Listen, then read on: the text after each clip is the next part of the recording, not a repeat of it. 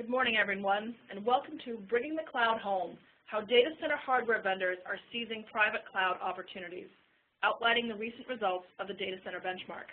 I'm Allison Crawford, and I'll be your host for today's session. In the next 45 minutes, Senior Analyst Christian Perry and Analyst Christian McComber will delve into the trends driving the results featured in the most recent data center benchmark to which you subscribe, followed by Q&A of these trends and how they will affect you. Before Christian gets started, I'd like to cover a few housekeeping items with you. First, we're recording today's session and posting it on our YouTube site, TBRI channel. We encourage you to visit our channel to watch this presentation or any of the others we've posted. Second, we'd like to hear from you on your opinions and thoughts on the materials we're presenting. Please send any questions or comments to the Q&A or chat function. Christian will address them at the end of the presentation. Or if you'd like to set up client inquiry for more detailed discussion, please reach out directly to either of the analysts at the end of the webinar to set up that conversation. Third, we'll send out the slides to everyone registered for today's webinar within 24 hours of the conclusion of the presentation. You can also find these slides as well as other thought leadership pieces, webinar decks, and commentaries on SlideShare at www.slideshare.net/TBR_market_insight, and we'll share all the social media links with you again at the end of the presentation. Now let me introduce Analyst Christian McComber and Senior Analyst Christian Perry on the computing team here at TBR. Krista is the lead author of the Data Center Benchmark, and Christian is the lead on our data center research. Their insight into the operations and competitive strategies of data center vendors help our clients improve their strategic go-to-market plans and performance. And with that, let me hand this over to Christian. Thanks, Allison, and welcome everyone. Thanks for joining. So today I'm going to cover not only the quarterly performance that you see for the vendors on the right here that we've modeled for the quarter, but also the trends that we see shaping the market and that are working to impact the performance of these vendors. So this month I'll be taking a look at public and private cloud, and in particular how the move to cloud is working to influence the sales of server, storage, and networking in data center environments. So I'll discuss how public cloud is driving adoption of private cloud deployments. We're seeing a lot of activity here and a lot of sort of trickle-down effects into portfolios, into strategies, go-to-market efforts, and so forth among these vendors. Then I'll take a deeper dive into the quarterly performance of the vendors that you see here on the right. So as we look at the opportunities for server vendors in the cloud, we've seen for years the opportunities around hyperscale for public cloud deployments. So vendors like Dell DCS, Quanta, and others have really been selling big into cloud providers, and we expect this to continue for the foreseeable future. Now, there are certain aspects of public cloud that are really difficult to obtain, at least in that sort of scale in an on-premises environment, especially around CapEx savings. But all of those other core elements of public cloud that are drawing users to these services, so things you see here like flexibility, agility, simplicity, these are things that we see as being shared between the different types of cloud services. These are things that customers are using on both sides of the equation. We're increasingly also seeing models that bring along the public pay methods as well, like pay-as-you-go. But for mission-critical workloads and data, we really see huge opportunities for private cloud and, in turn, for data center hardware vendors. I don't think we're close to really seeing that time when data center managers fully trust public cloud for all of their infrastructure needs, but of course it depends on the industry as well. For example, the finance industry versus retail or versus manufacturing, but for the time being, we see cloud opportunities on both sides of the equation. So looking at these hardware-led opportunities for private cloud moving forward, there are definitely some barriers that we've identified for vendors and based on conversations that we have ongoing with customers. Customers today really have a large range of options when it comes to cloud, so for the hardware vendors, it's really about conveying the value of private cloud solutions to those customers. Really, one of the biggest attractions of public cloud today is simplicity. If you need some infrastructure, whether it's server cycles, whether it's just some storage, you buy what you need when you need it, and it's yours right away. That's really attractive to customers in the data center market today. Private clouds, not quite so simple. There's plenty of integration with existing ecosystems. There's also something else we see, and that's new buyers entering the IT hardware equation. So we see buyers outside of the CIO's office that aren't quite as versed in that broad sort of complex range of technologies that typically make up on-premises cloud deployments, so private cloud. Not that all deployments are this complex, but in many cases there is more complexity than what's involved with public cloud. This isn't a big secret. The vendors are really getting smarter and doing a better job of jumping these barriers. It helps that customers increasingly know what they want for private clouds, or at least they can more effectively sort of vocalize their wants and needs, and that's usually thanks to their involvement with public cloud, which really just continues to ramp up. So we see plenty of factors that can drive success in the private cloud market, but one of the most critical factors is that ability of vendors to bridge the gap between public and private clouds. Customers want that elastic pricing, or at least a model of elastic pricing in their own environments to a certain extent, or in some cases to a large extent. They seem to recognize more than ever that cloud, and that's just cloud in general, whether public or private, equates to cost savings. But if hardware vendors can't show those savings, that's really a problem. But again, we're seeing multiple efforts now from vendors such as NetApp, Cloud Scaling, and others to provide these sort of on-premises elastic infrastructure solutions to customers to really help them satisfy application requirements that seem to change constantly. So for the quarter, this was 3Q13, we saw that data center revenue for the vendors tracked in our benchmark, and that includes server storage and data center networking. That revenue declined 2.8% year to year.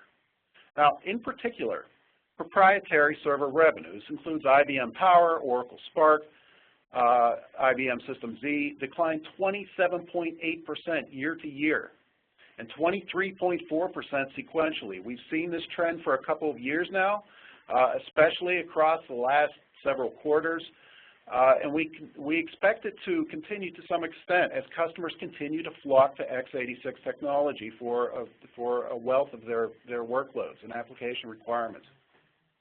So speaking of x86, that revenue was up just 0.2% year to year. Storage revenue, meanwhile, dipped 0.6% year to year, and we attribute that primarily to enterprise demand on the storage side, scaling back a bit in the quarter, and networking was up 2.1% year to year.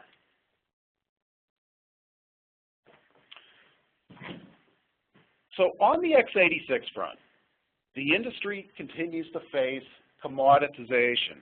More than ever, customers aren't as concerned about bells and whistles on hardware. Now we see some influences from the hyperscale space, influences certainly from cloud, public cloud. Customers want fast, reliable servers, but beyond that, if vendors want to differentiate, they need to do so through services and support, as well as through system management.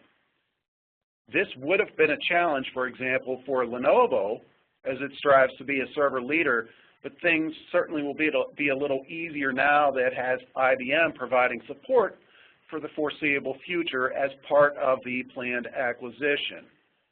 Management software, that's also a tougher proposition for all vendors in the space, especially as data center environments become more heterogeneous. Customers really expect that sort of single pane of glass management regardless of what's behind that pane of glass. So in the third quarter, we continue to see Tier 2 OEMs cutting prices to gain market share.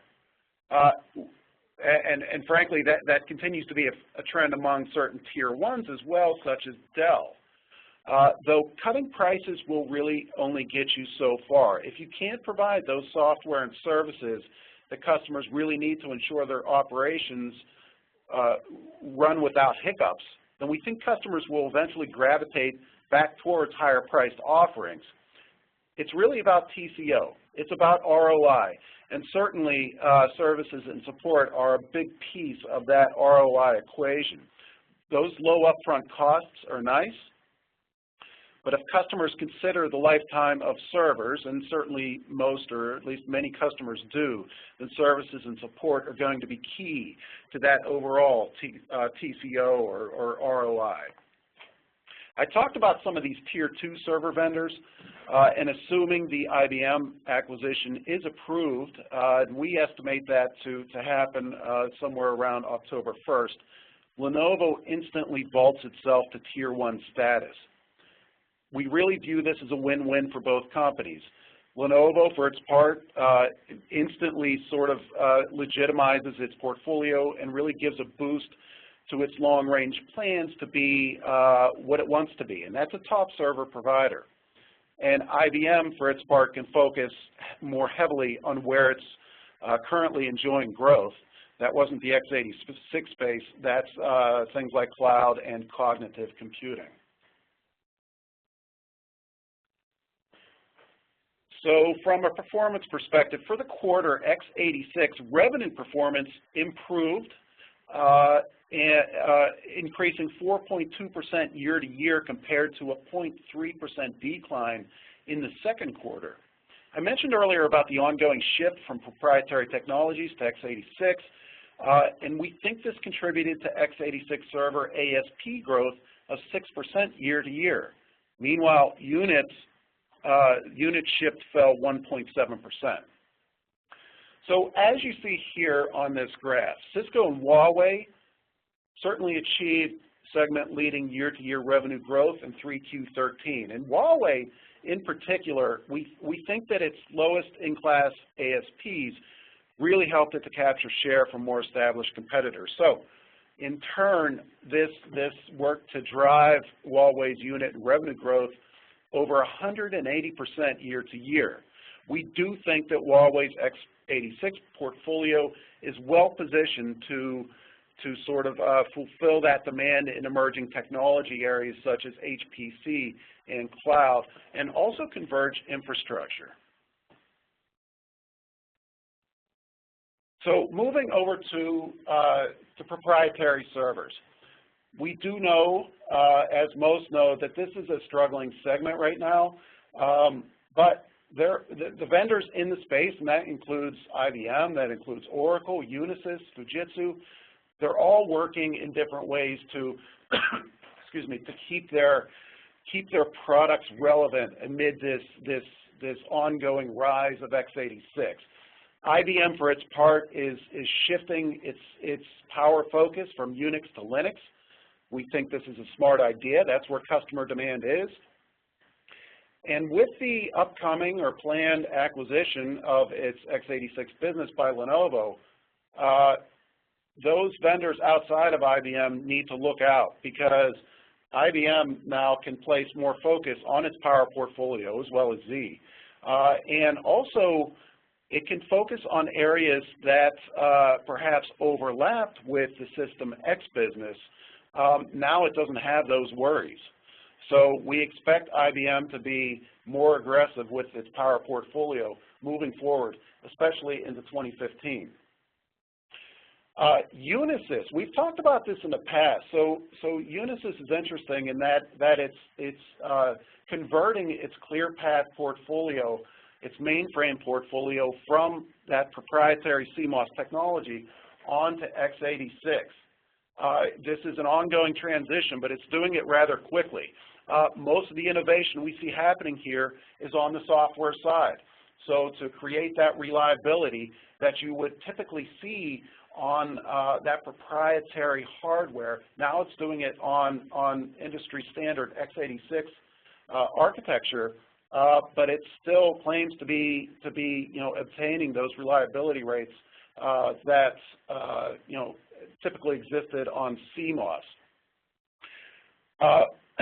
Excuse me. So Fujitsu also is working to differentiate its Spark platform, but again, now it's going to face even more competition and a larger threat from IBM. And IBM certainly has a little more room to invest in its portfolio than Fujitsu and perhaps some of its other rivals as well. So it's going to be tough sledding for the entire segment in general, but in particular, some of the other players outside of IBM are going to face some real challenges moving forward, assuming that the x86 acquisition by Lenovo goes through.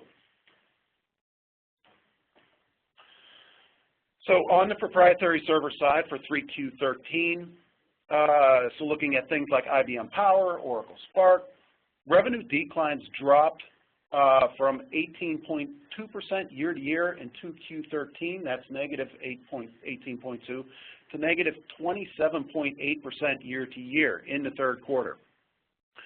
In fact, all proprietary server vendors covered in our benchmark posted year-to-year revenue declines. We do think that there are still strong opportunities, or at least relatively strong, compared to x86 for Power, Spark, and the like, and Z as well in today's server market, but it's definitely a tough business at the moment. Moving over to storage, and staying with that private cloud theme that I spoke to earlier, we do see plenty of growth in terms of size, speed, and types of data that are being driven by application requirements on the customer side. For storage vendors, that's really a great opportunity to sell private cloud solutions to help customers efficiently sort of manage and secure data. And really it's the smart vendors today who we see investing in data management capabilities that can span multiple applications, that can span multiple storage architectures. Customers more than ever are looking at the big picture, especially when it comes to storage. It's not just file and block anymore. It's object storage. It's sharing data across many locations around the globe. Customers want that simplicity. Customers want that scale. And they want speed through things like flash. So it's a big ask for storage vendors to satisfy all of these various requirements, but it's really what we see as a big opportunity to provide solutions that can accommodate all of this big data and do it in a way that allows customers to access that data from many locations. And again, that single pane of glass really comes into play here. Customers more and more, as they experience it on the server side, they're going to expect it with storage as well. So especially as object storage comes into play. So something that we're watching closely moving forward. So on the revenue side, we saw average storage revenue declines of negative 4.7%. And here it was the lion's share of revenue distributed across several leaders that you see here, such as EMC, HDS, NetApp, HP. We do think that ongoing commoditization and strong competition as well in the storage space that you see here is working to impede growth across the entire segment. There could be consolidation moving forward, but for the time being, there's a lot of big players here working hard to keep their share of that revenue pie. So on the networking side, we're really starting to see customers feel the pain of aging technology. More than ever, their infrastructure is starting to buckle under the pressure of all the data flowing through their environments. And bottlenecks are really becoming apparent. We're seeing bottlenecks here on the networking side more so than any other hardware space in the data center. So increasingly, we're starting to see customers explore new options such as SDN, which can help them better manage those environments, even in the face of all this big data flowing through those same environments. But we do think that SDN solutions will drive pull-through of related hardware. So while SDN might be seen as a potential threat to hardware vendors, we think it should be considered an opportunity. It's not going away, but it will help to drive consideration of other technologies in the data center market space. So while we don't expect that SDN will contribute heavily to revenue growth until later this year, we are seeing early efforts to get products to customers. This is critical to building mind share for this sort of software-defined trend or movement, especially on the networking side. So, for example, in September, we saw Juniper release Contrail, which works to create a virtual network that sort of seamlessly integrates physical and virtual networks.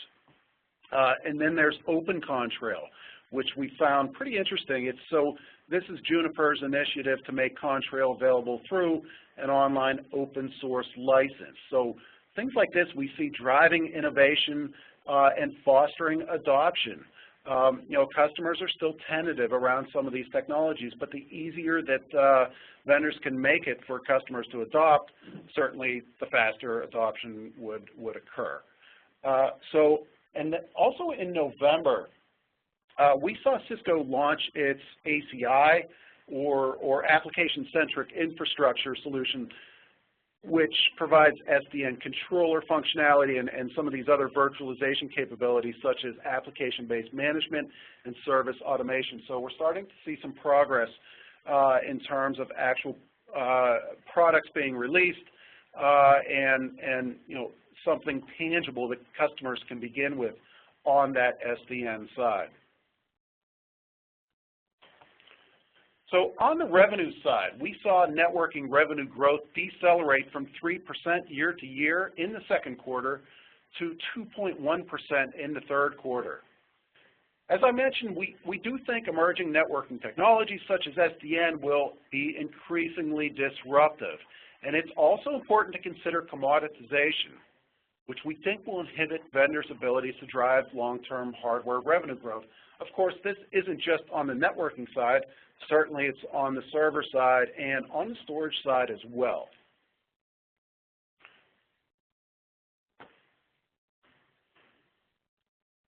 So looking ahead at our research topics over the coming quarter and over the coming year as well, a few things that we'll be looking at include ARM.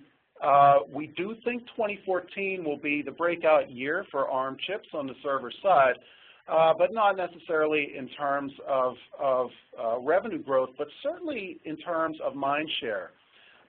When ARM hits that 64-bit phase, of course Intel is already there, but we do think that customers will consider other options, especially if the price is right. We're also going to be looking far more closely at flash. We see plenty of competition there. That competition continues to ramp up. 2013 was pretty interesting. Some vendors did well, others struggled. But we see a lot of activity, especially among some of the leaders, including EMC, including Dell, to bring all-flash arrays to market and bring them to market at especially interesting price points that are attractive to customers. And I did talk about commoditization on the network side. We do see this coming, especially as SDN ramps up. And we see it coming on the storage side as well when things like object storage continue to grow in terms of adoption. That hardware that sits beneath these sort of technologies isn't going to matter as much. So, it's taking advantage of pull-through with these technologies, but making sure that the right products are actually being offered for that pull-through. Again, not necessarily a lot of bells and whistles, but rather just the fast, reliable hardware.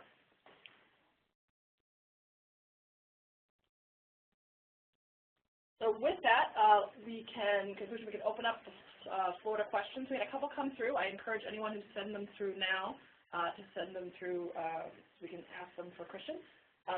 Sorry, the first question, Christian, was, how will Lenovo's acquisition of IBM's x86 business change the vendor landscape? Yeah, that's certainly a good question and something that we're tracking very closely. I mentioned that it's a win-win for Lenovo and IBM. And for Lenovo, we've certainly seen on the PC side, Lenovo's willingness to accept lower margins. We think that this is going to happen on the server side as well as it tries to drive sales of its new x86 portfolio. This is a big portfolio coming over into its purview. So there could be some challenges in terms of managing that portfolio and selling it in the early going. But remember that IBM, this IBM team is coming over to Lenovo. So 7,500 or so employees, and it's a strong team.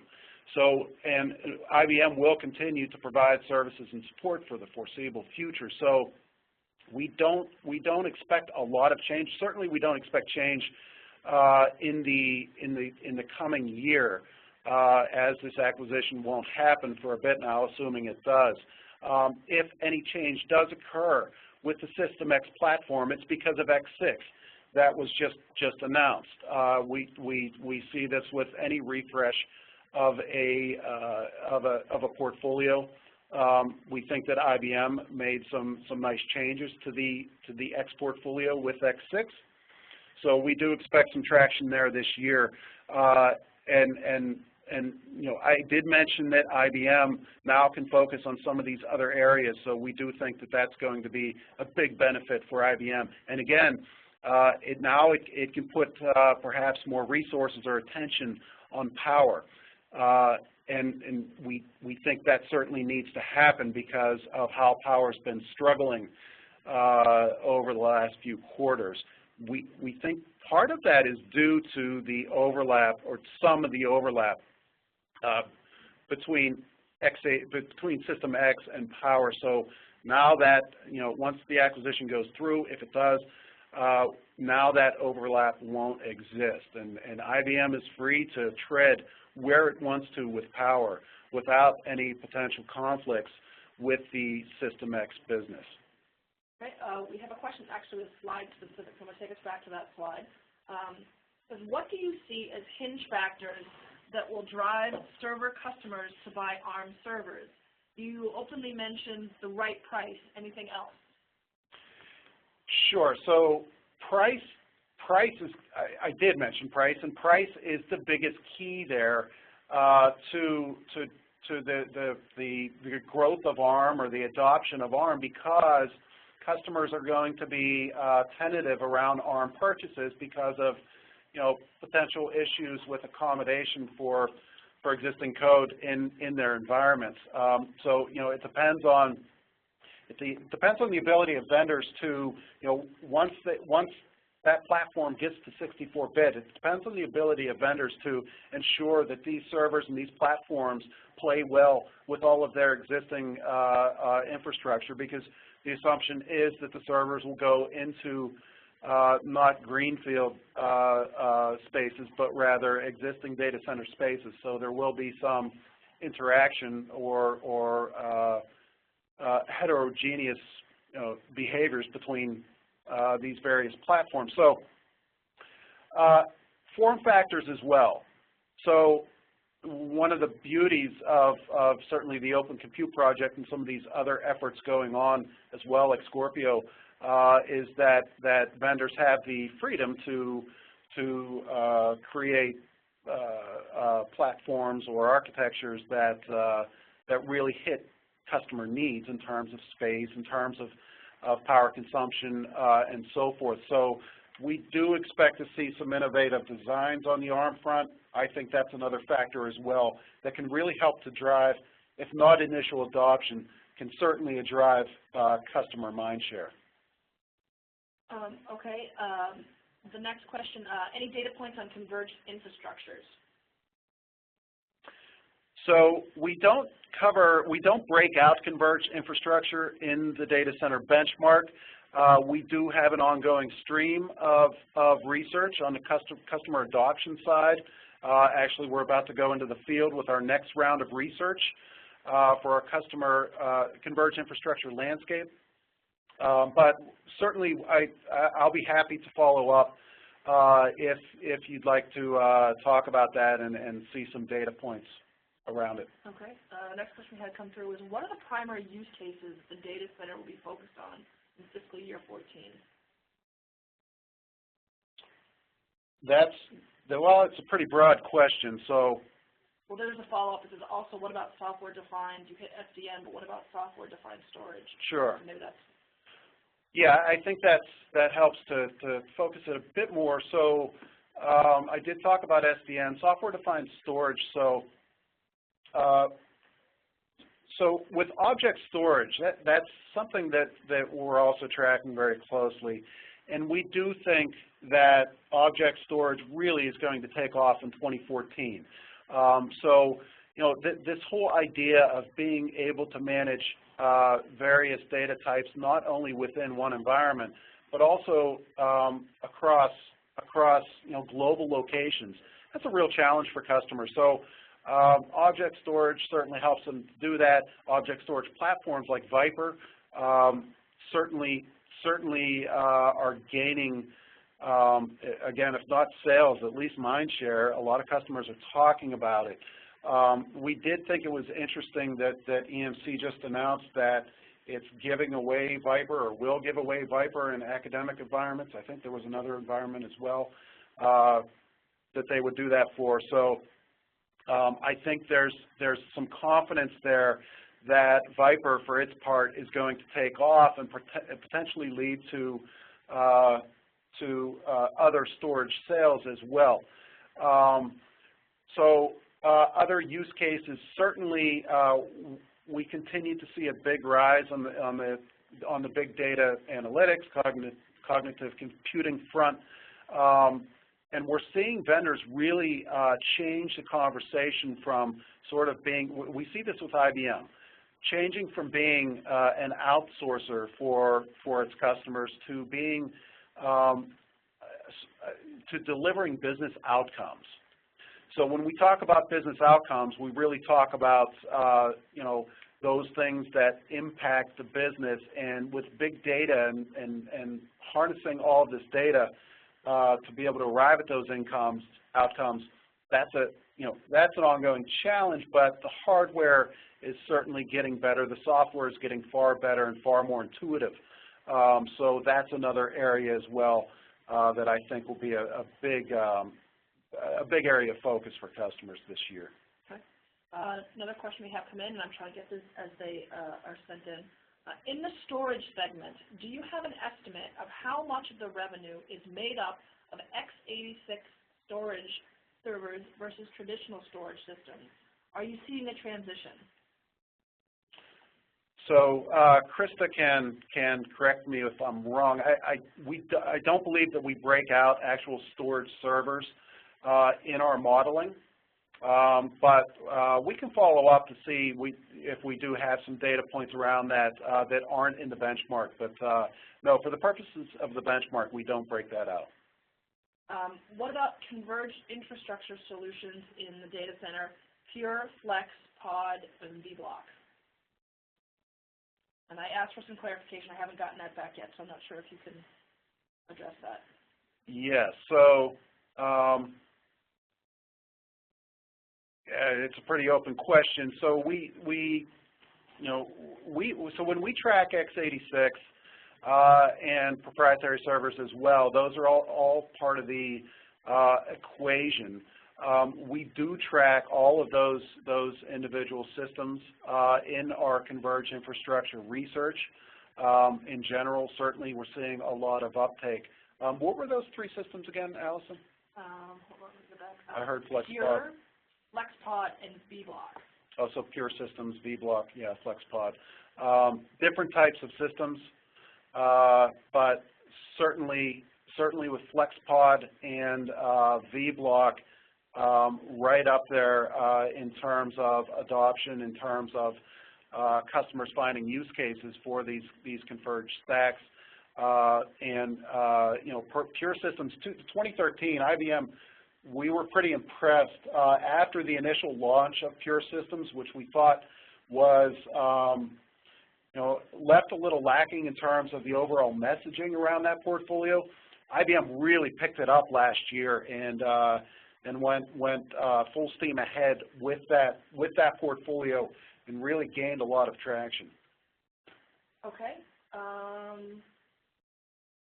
Not sure. I'm trying to read through this. I'm not sure if it's a question or a comment.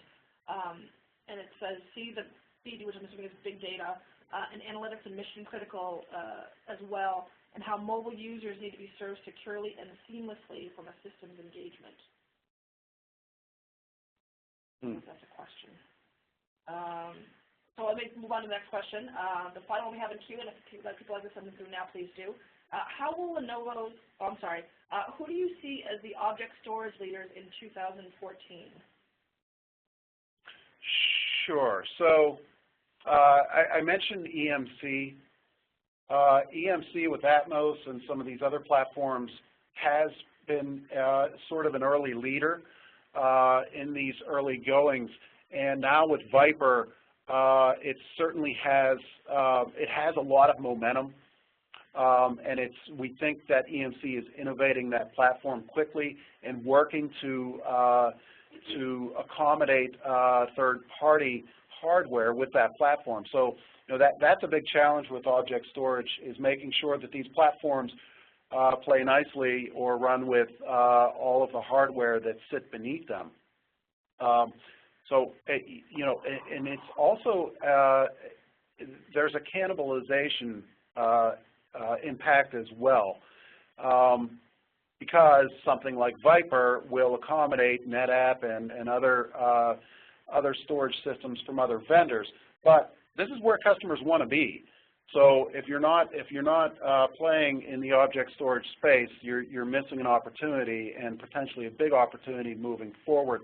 As far as some other leaders, HDS as well, we see growing very quickly on the object front, Scality, and we do expect that other players as well will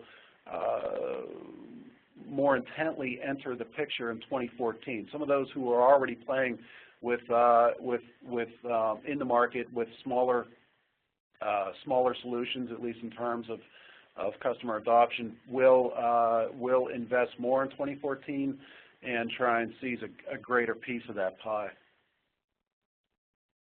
Okay. I think just saw a hand get raised, but there's no question behind it. So Dave, if you're out there still listening, if you have a question, please send it through now.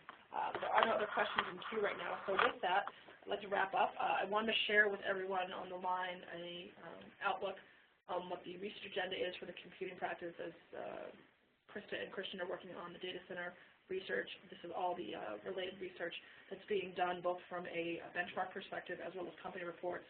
So if there's anything in here that you are interested in getting access to, please feel free to reach out either to myself or to the analyst to get more information about this report. As mentioned, I was going through, hold on, I think Dave's question just came through. Hold on one second. Okay, so sorry, one more question, guys. Do object store technologies better enable big data analytics for unstructured data like file? Who are the leaders in big data analytics for these platforms? Are there any emerging players in this space? So does it enable big data analytics for unstructured data? That's a good question, because we don't see a lot of these more active or hotter workloads happening on object storage. That's not to say that customers aren't finding use cases for those.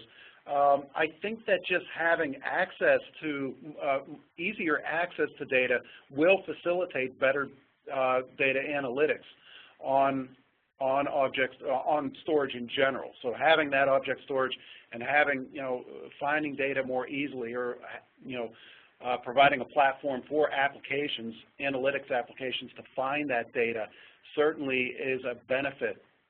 In terms of the leaders, I would have to lean on our software practice, but we can certainly follow up. We would have plenty of insight for you there. Okay. We had one more question come through, and I think this is probably going to be the last one. So those of you, if you send the questions through now, you will respond, maybe just not live on the event. Last question, Christian. Can you comment on the types of pay-per-use models and the different consumption models that vendors are using for their private cloud solutions? So we can follow up with that as well. Alan Kranz, who's a senior analyst here on in our software practice, he's been covering that segment very closely, and I think that he's a master at the payment programs in cloud, both public and private. So we'll make a note and we'll follow up to get you some more detail on that. Okay, and as a kind of a tangential but relevant side note, Alan's going to be doing some webinars on this kind of stuff in the next couple weeks. So if you want to go back to the TBR events webpage and take a look at the events that we're having, if you haven't already registered for that, you can register for webinars that Alan's going to be doing. Might also answer some of your questions. So with that, looks like we're about out of time, and I want to thank those of you who sent the questions through, and we'll be following up with those folks that need additional answers. I wanted to share with you, as I mentioned, all the social media links. So I encourage you to follow both Christian, Krista, as well as TBR on the Twitter handles listed here, and join the conversation with us on SlideShare and YouTube at the URLs listed at the bottom of your screen. As you're leaving the webinar, if you could take a few minutes and give us some feedback on the webinar today. We're interested in hearing how valuable you thought the webinar was, how good the presenters were, and if there's any other open-ended feedback you'd like to give us in terms of topics you'd like to see us cover, more depth in certain areas. Any feedback is appreciated and is incorporated into our research on a quarterly basis. I'm going to leave the chat function open for another couple minutes so I can follow up with those of you who have questions in queue. And if you have any additional questions you'd like to get in before we sign off. Otherwise, we look forward to continue the conversation throughout the quarter and on our webinar next quarter that talks about the updates that will happen in the next 3 months. So have a great morning, everyone, and we'll talk to you soon. Thanks.